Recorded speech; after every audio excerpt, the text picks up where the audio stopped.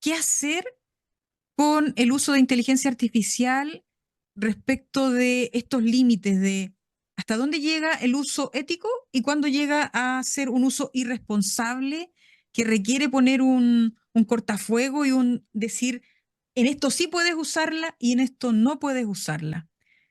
¿Han tenido ustedes consulta por parte de los docentes que tienen a cargo o colegas o ustedes la han planteado a sus autoridades?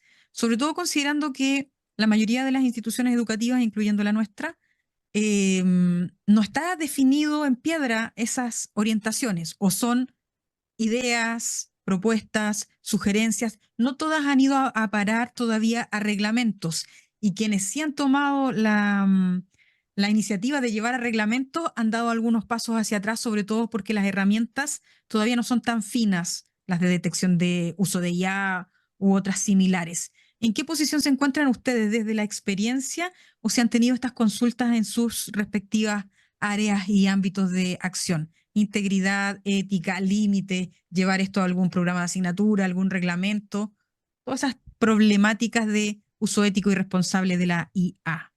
Les dejo la palabra. Paola.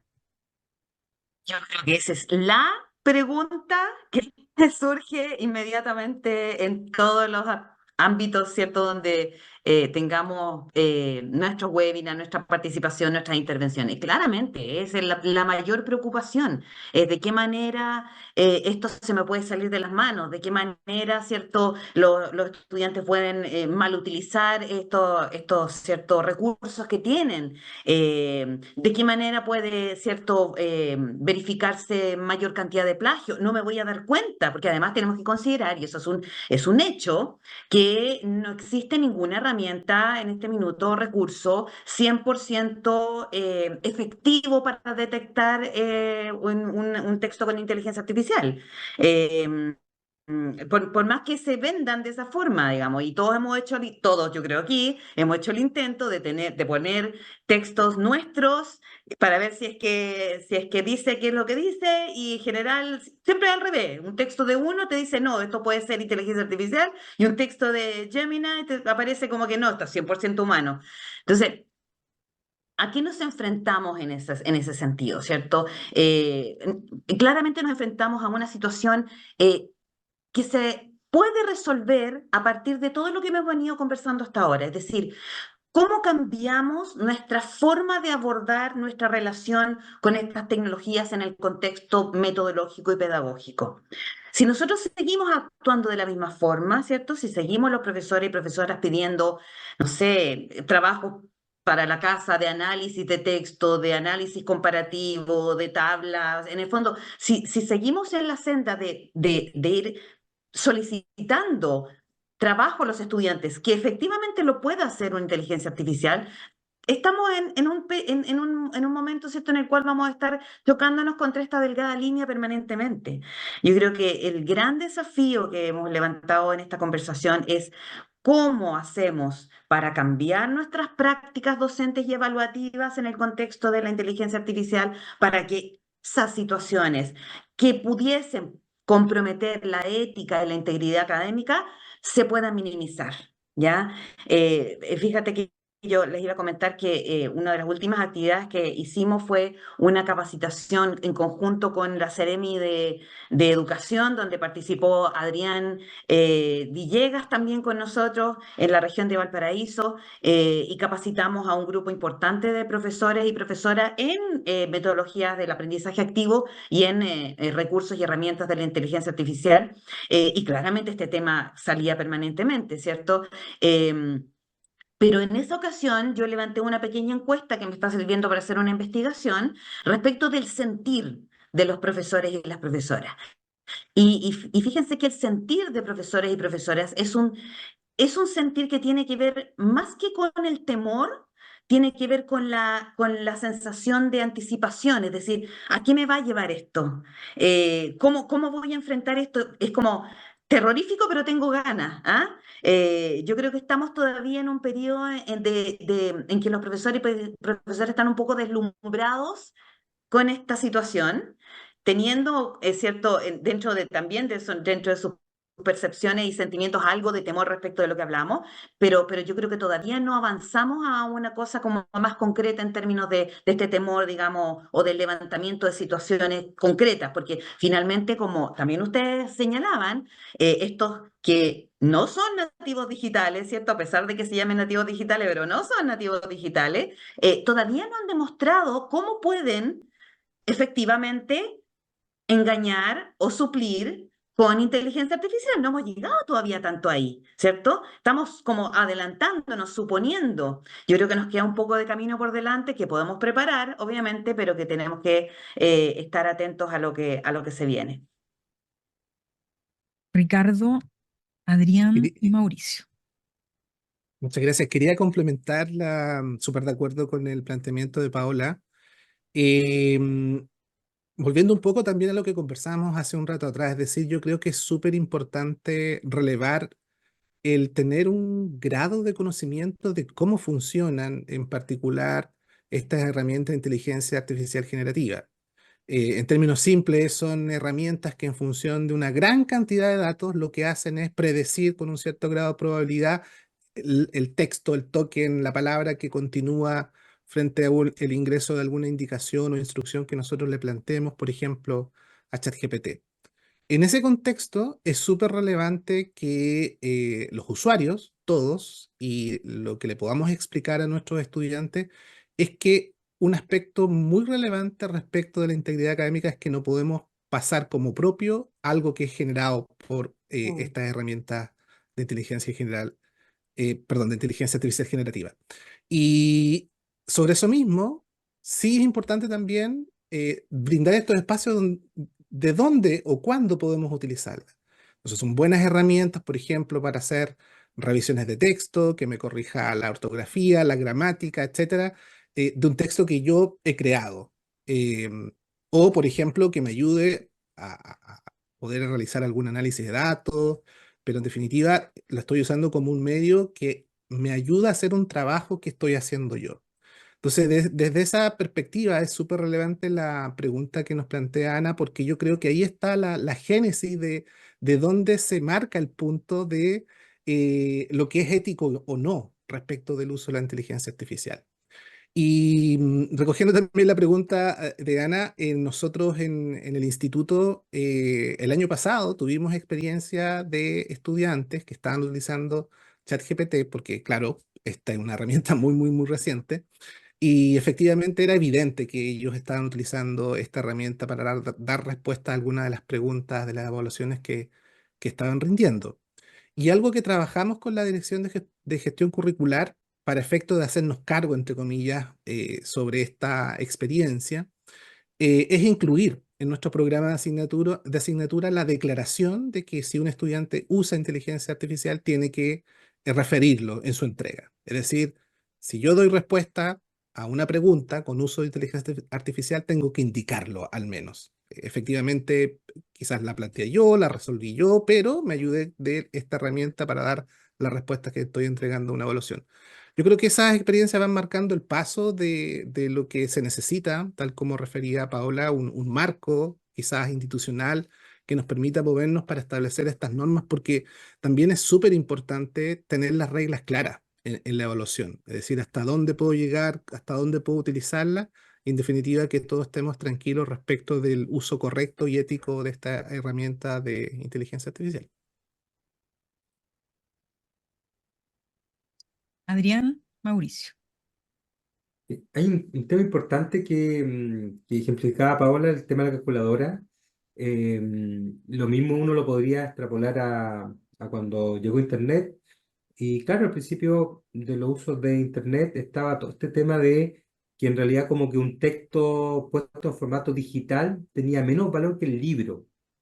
Hoy día todas las personas que buscan información y que investigan lo toman como un equivalente, porque las bases de datos están llenas de hecho muchas revistas hoy día están digitalizadas, ni siquiera están en formato físico.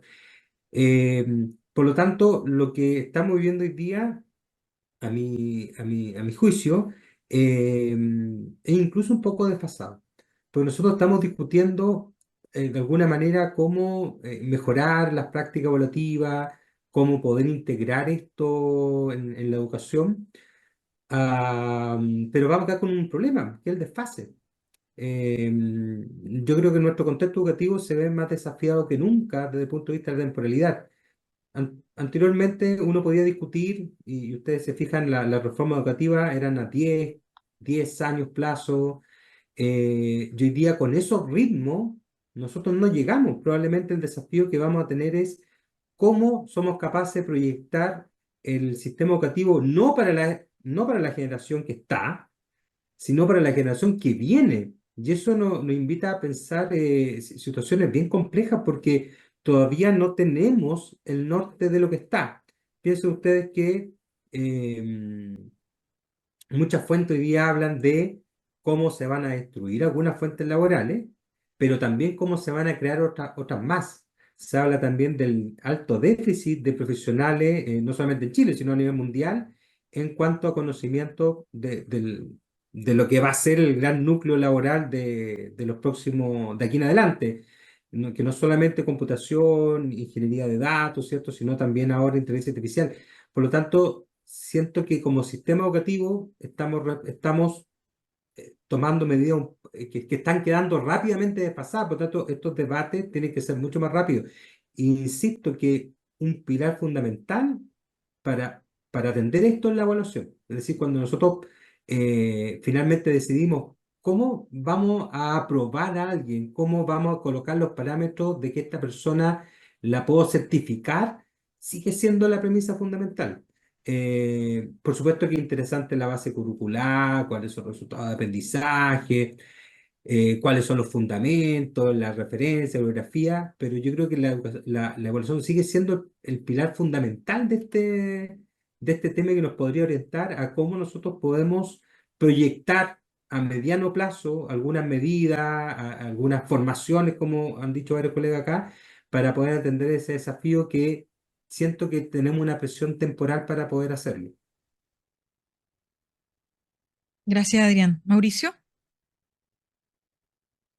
Sí, la verdad es que justo Adrián me quitó un poco las palabras, lo que tenía pensado, pero totalmente de acuerdo. Efectivamente, yo creo que lo que yo quería mencionar era la velocidad con la que avanza la inteligencia artificial. O sea, si lo vemos, ya que hemos estado hablando de ChatGPT y OpenAI, sabemos cómo este modelo ha ido avanzando en menos de 2 años, ¿cierto? Que partió de ChatGPT 2, ahora ya va, próximamente ya se está entrenando el 5, próximamente va a salir, ¿cierto? Salió hace poco esta versión 4O que nos sorprendió a todos, de lo que recién hablábamos hace un rato sobre este video increíble que nos entregó OpenAI. Entonces creo que eso también es un desafío en los ámbitos de la educación, como mencionaba Adrián, la velocidad con la que avanza y que no sabemos qué va a pasar de aquí al próximo año. O sea, hoy nos estamos planteando este tipo de cambios, las instituciones se están planteando cuáles pueden ser los protocolos, los reglamentos, ¿verdad?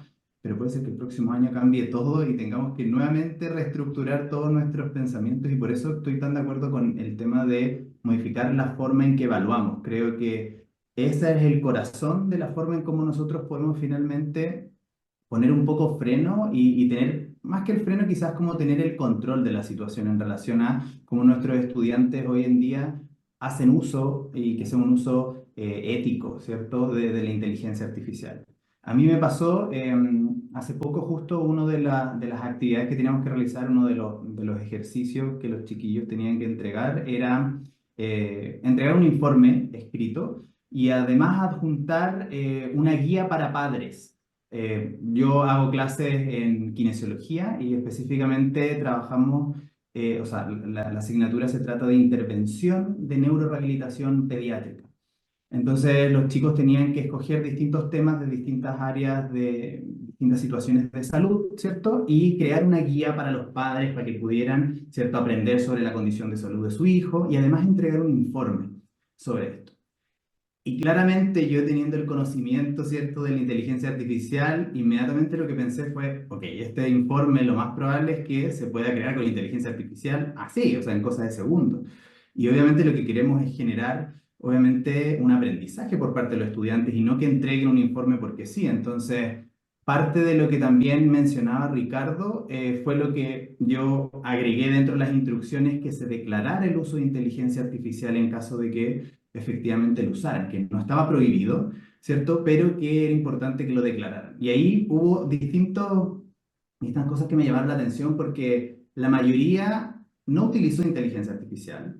Y uno podría decir, bueno, quizás es lo que te dijeron, pero quizás lo usaron. Pero también uno se da cuenta en la redacción de esos informes si es que efectivamente hay uso o no de inteligencia artificial, porque yo creo que la mayoría de ustedes, ¿cierto? Y de todos nosotros nos ha pasado que usamos tanto, sobre todo ChatGPT, que incluso uno ya sabe las palabras típicas que utiliza ChatGPT, ¿cierto? De hecho, a mí, mi marido me dice siempre, como tú ya hablas como ChatGPT, porque ya te acostumbraste tanto a interactuar con ChatGPT que ya utilizas la misma forma en cómo hablas.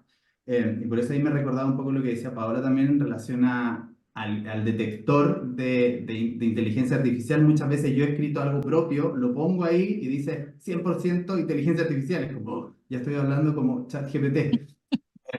Y efectivamente, los chicos hubo un par de grupos que sí utilizaron, pero por ejemplo para crear la introducción. Después ya no lo hacían, pero ponían e incluían, profesor, creé la introducción con nuestras propias ideas, pero mejoramos la redacción. Y efectivamente se notaba que la redacción estaba mejorada.